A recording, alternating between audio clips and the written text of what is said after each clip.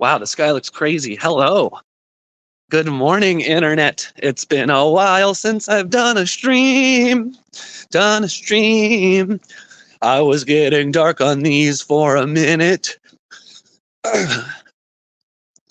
Hello, Internet. It's good to be back at a stream. I did a run last week without streaming. My phone was dead. But here we are, just kind of checking in. Gosh, I don't even really know what to say because there's so much. I had the show last Friday. Honestly, it was incredible. About 100 people showed up, which was really, really cool. And everybody who showed up was transformed. I'm sure of that. I was transformed. The band was transformed. And we got some incredible footage from it, which I'm excited to use to book shows for more people. It's not about playing for more people so I feel like a cool guy. It's about this thing I've put together that I know is really good and helpful for people and creating opportunities to do it for more people. Yeah, I've got the music set up to release on streaming services at the end of October. You know, I think what I want to share today, I made a blog post yesterday where I talked about this very briefly, but the day after the show, I found myself really in the pits. And it's not uncommon after a big performance or big projects finished to feel down. I think anybody who's a performer will relate to that. And even if you're not a performer, if you know, I don't know, like thinking about in high school, like when I would be in like a musical, so we'd rehearse after school every day for months. And then the musical would be done and it would feel weird for a few weeks after school to be like, well, now what do I do? After a big project, it can be strange to have a goal you've been pointing towards all of a sudden going away. I mean, I remember as a kid finishing a video game and having this like sadness of like, oh, it's done, now what? But I had some of that on Saturday and it got compounded with some feelings of loneliness and longing for a relationship I used to have. And this phrase kept coming to my mind of, she would have loved the show. I was real sad Saturday. Sunday too, although Sunday I got to spend some time with some people that helped me to be distracted. And then, yeah, woke up Monday really stuck in the sadness. And I want to give a huge shout out to my parents because I called my dad and I said, hey, Dad, I want to tell you something and I need you to just listen. And I got to tell him just how I was feeling sad and what was there, and got to cry on the phone for him. And he didn't try and fix it, which truly, God bless my parents. I love my parents. I think this is probably common. My parents have had a tendency to, when I tell them things, they start fixing the things. And I found, especially for things like this, it's not about just being fixed. It's just about, especially when something feels really sad or tough, when you're holding on to something, it's hard to let it go. How do I say it? I found that the best way to help people let go of hard things they're carrying is to just sit with them and see them carrying it. Say, yeah, I recognize you're holding on to this. And I'm not here to say you have to set it down or you're wrong for holding on to it. Just, I see you're holding this. You can set it down whenever you want. My parents really helped offer that to me on Monday. So love you, Mom and Dad. Shout out to you guys if you watch this. And that really helped. And then I had a conversation with my coach and was just like reminded that I have a lot of skills and services that I'm really good at. They're very valuable. And I was taking some lessons from this Steve Chandler book I've been reading called Wealth Warrior, where he says that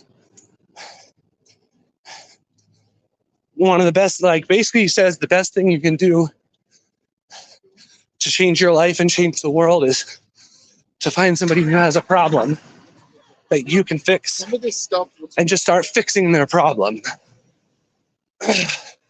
So I called a friend Monday night who I had a conversation with over the summer where he said he wanted to do a show of his original music.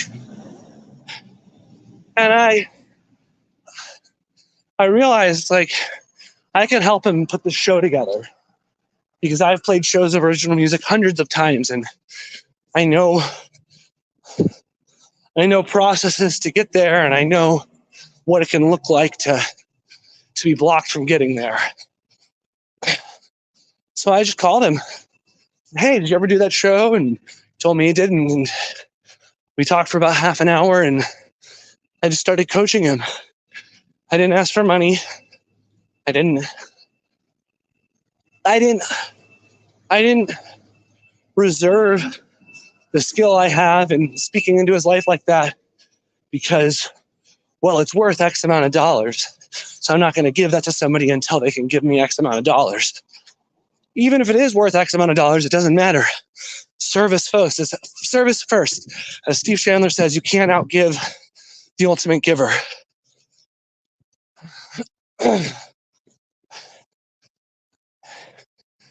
And at the end of the conversation, we ended with him agreeing he's going to write a song, and next Monday we're going to talk. And I think we both left that phone call changed. I think I left with an openness to possibility, with an optimism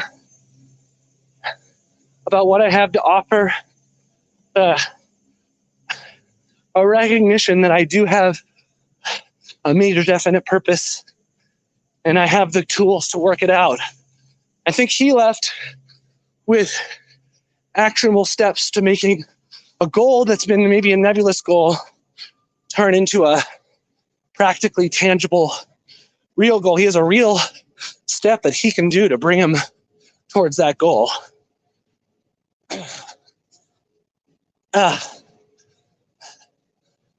And then I left feeling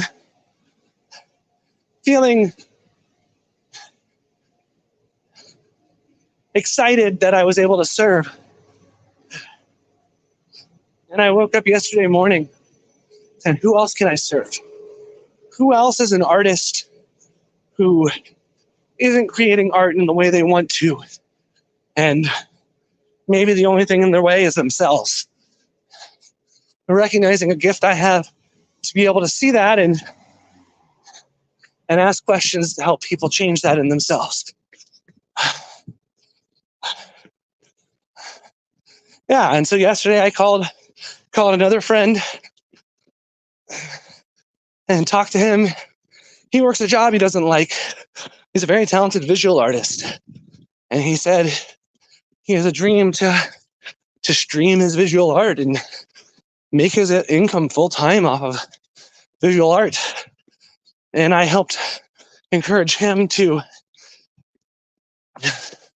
stream his art this week. He was very scared.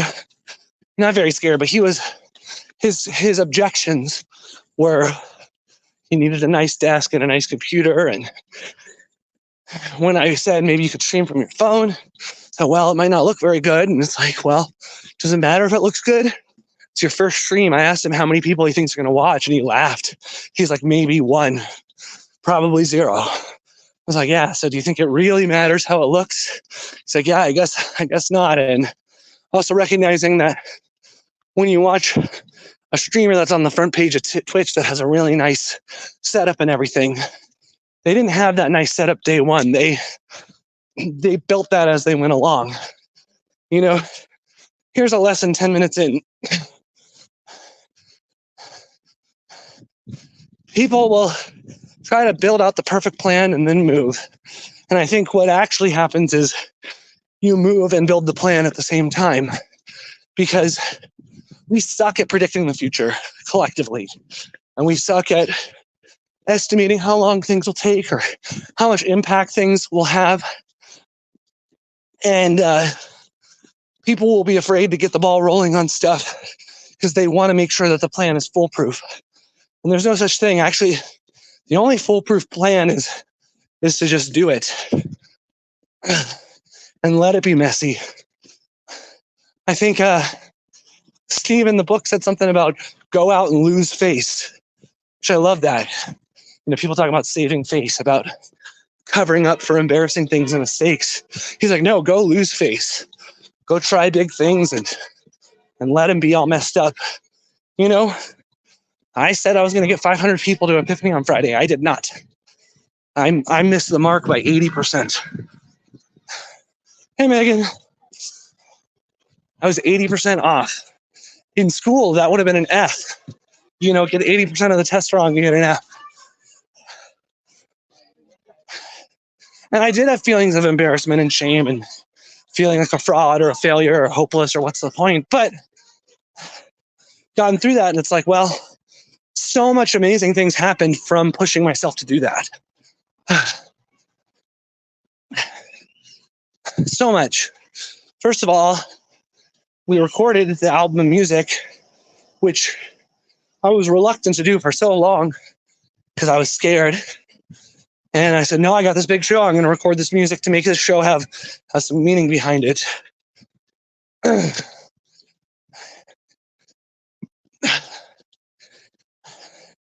So much. Oh my gosh, what else? You know, I pushed myself to invite people like crazy, to stand on the belief that the show is really good, to trust that what I'm doing is important and helps people. I created the music video for She's an Angel, which I don't think I would have done without that show.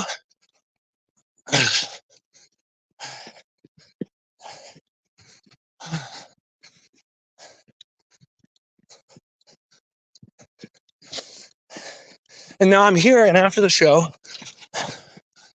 we have incredible video footage from it and audio I'm excited to put together to create into content to share with people, to show people how awesome it was. I've also been opened up to the possibility of serving people on a deeper level. You know, I'll share this story. Maybe it'll get me to the end of the run. I believe it was November-ish of 2021. I had a breakthrough in what music means to me and what my life could look like. And I spent most of my life playing music simply because I thought it was fun. I was playing music for me, really. And in fact, I didn't really see the power and value of music, so much so that I kind of felt like I was tricking people when they paid me to come play music. I was like, you want me to come basically fuck around and you're going to give me money? And yeah,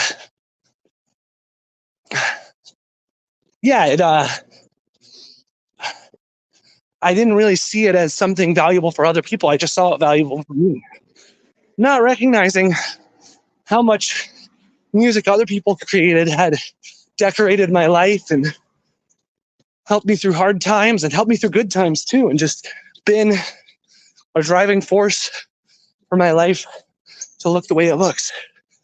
So in November of 2021, I had a breakthrough, and music creates the space for people to evoke emotions that otherwise might be under the surface.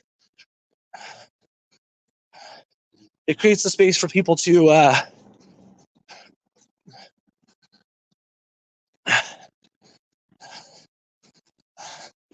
for people to laugh and have fun and be elated, maybe on a hard day, or to take some feelings of loss and feel them with somebody else in a way that's hard to put into words. And I saw that the function of a musician is that of a serviceman.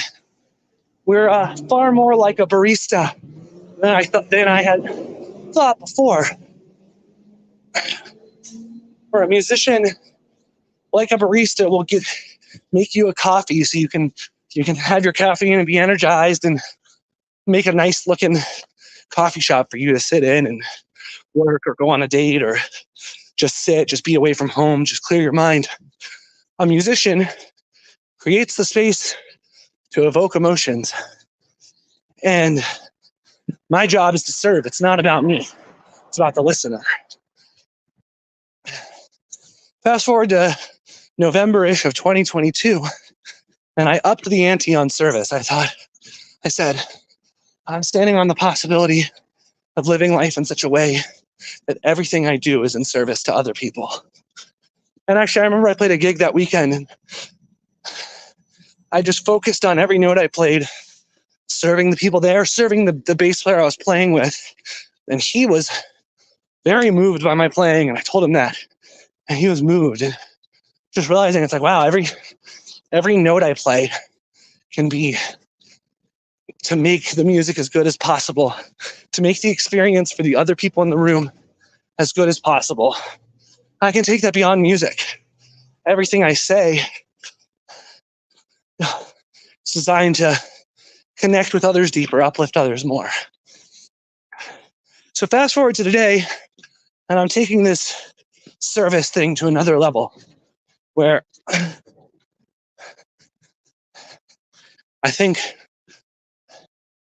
when I see problems in the lives of people around me, and I think I can help them, I'm just going to start helping them with consent, but just helping people see a path forward, especially artists. I think artists have a tendency to have a tumultuous relationship with their original art, and with making money, and with being humble and being proud. And I have a gift for speaking into that. So I'm going to choose to do that, and choose to do that selflessly, without expecting anything in return. I have a faith that the all-seeing eye up in the sky, aka God, aka the universe, aka spirit, is watching. It's always watching. And as Steve Chandler says, you can't outgive the ultimate giver. And trusting that the more I focus on giving, the more I focus on service, the more I will, the more that will come back to me, which will give me the opportunity to give more, to create more music, to coach more, to write more books and blog posts, to make more videos, to showcase bravery for people, to set up more shows, to pay more musicians, pay my musicians more, pay my camera guys more, my merch people more.